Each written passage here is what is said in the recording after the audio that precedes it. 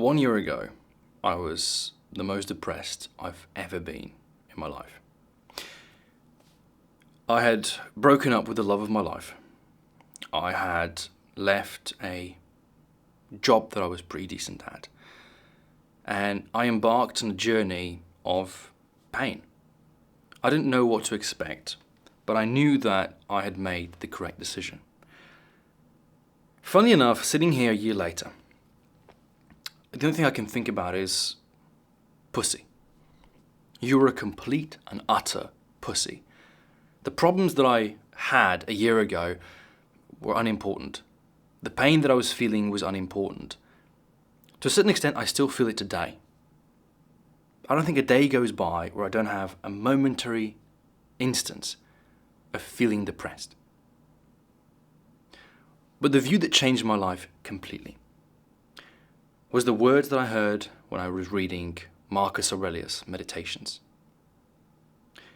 And the reality of life, which is that you and I, me sitting here recording this video, and you watching it, listening to it, we shouldn't exist.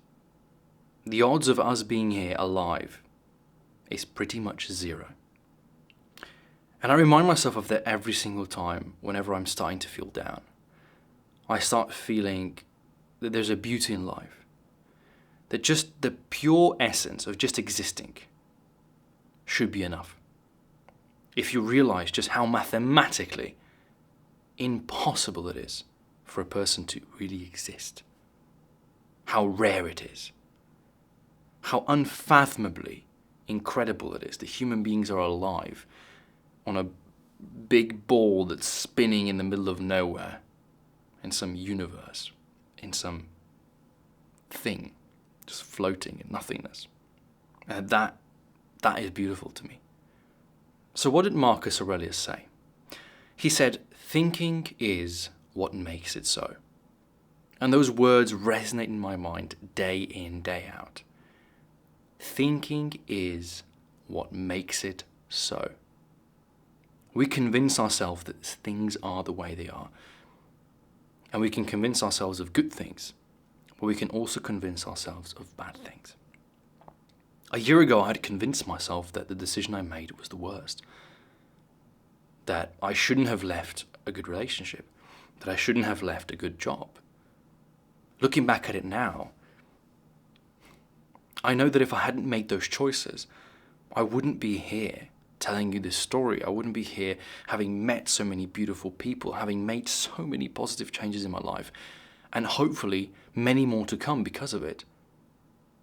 I've become spiritual. I've become deeply intertwined with books and life philosophy and mental, physical health, with all aspects, with manlyhood, with fatherhood, with all the things that I think we're missing out from our life.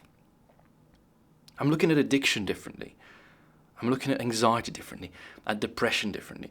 I'm starting to connect certain dots. Are they scientifically proven? No.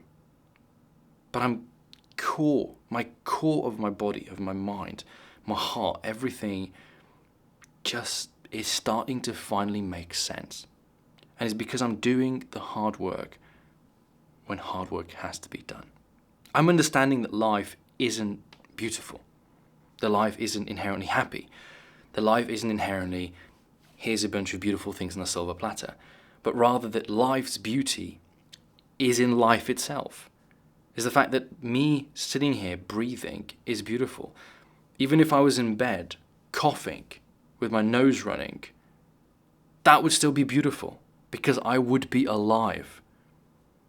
Because I live in a world that allows expression, that allows creativity, that allows information to travel.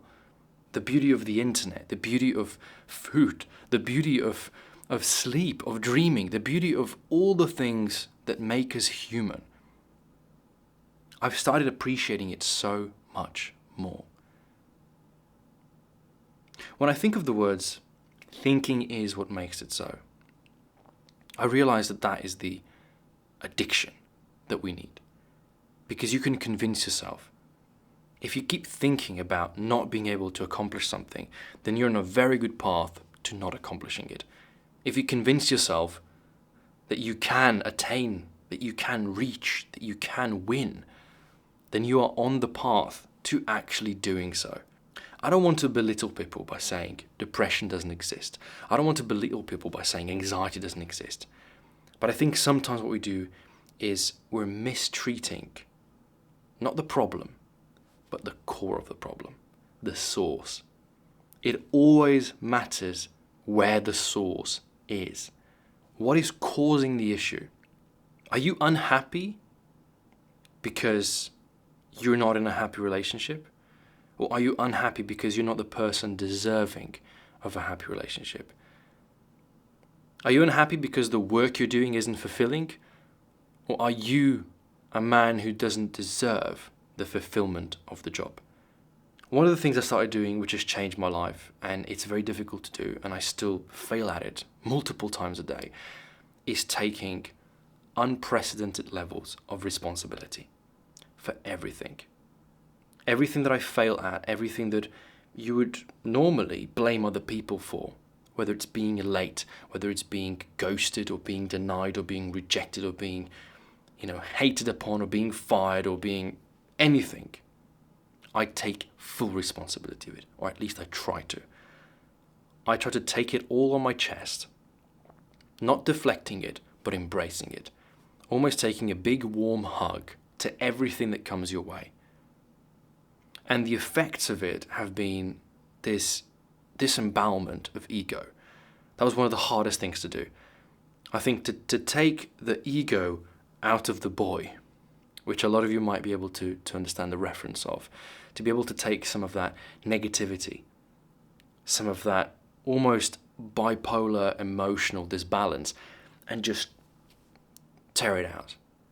And slowly but surely reassemble yourself as a human being, so that you can primarily function as an individual, and then as an extension of that, so you can function in society.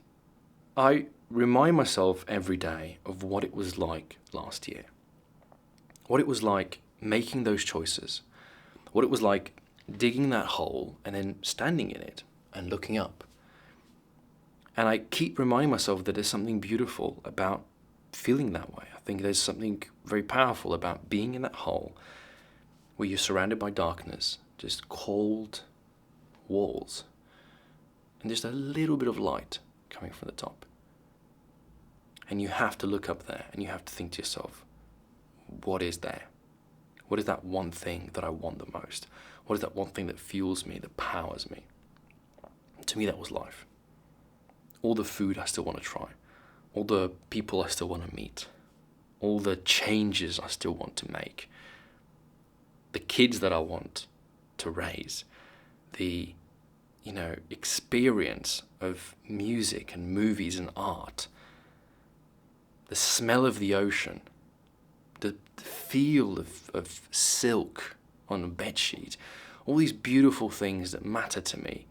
Hell, the pain of crashing and scraping your knee, the taste of blood on your fingertips. All these things, they matter to me so much that I refuse to sit in that hole and dwell on the mistakes, but rather embrace the problems as something good, something positive, and learn from it. Ruthlessly, ambitiously, continuously chase, improve, better yourself. And just a year later, I can confidently look back at myself. Now I'm on the top of that hole looking into it. I can see the old me. And I feel proud of him. Not for digging the hole, not for climbing out of it, but just for existing. And I think we have to be proud of the people that we are, the people who have been, and also be excited for what's to come.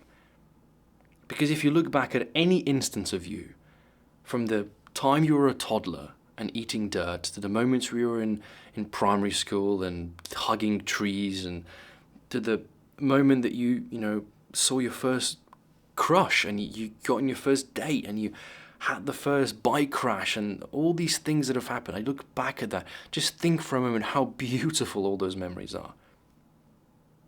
And to think of ending it there, and not wanting to continue and not wanting to put more people in your place and have a kid and have him experience all of that as well.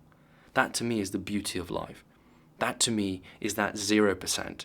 The reality that you and I and everyone else statistically shouldn't exist. We are anomalies. We are the crazy rare. We are the crazy lucky. We are the crazy opportunistic. We are life. And it's beautiful. And you have to live it. So if you're dealing with any kind of issues right now, if you feel like you're in the hole, if you feel like there's no way out, just try to see the big picture. Try to take the ego out of the back of your head. Just pull it out and look at life through a different viewpoint. Move yourself away. Zoom yourself out from your life, from the earth, from the planet, from the solar system. Just keep going. You realize the vastness and how rare and beautiful that which you and I have really is. Much love from me, and I hope that all of you have a fantastic remainder of the day. Take care and safe flying.